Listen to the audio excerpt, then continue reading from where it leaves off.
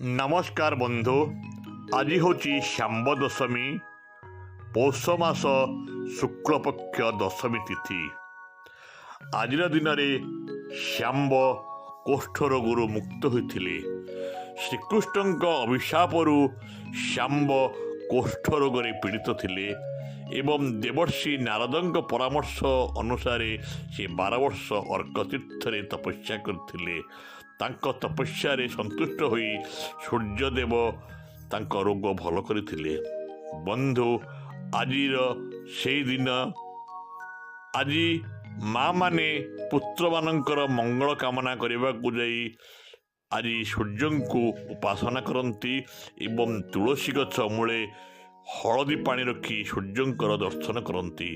बंधु माँ माने ही पुत्र मानकर मंगल चिंता करती एवं सूर्य देव रोग को आरोग्य करती।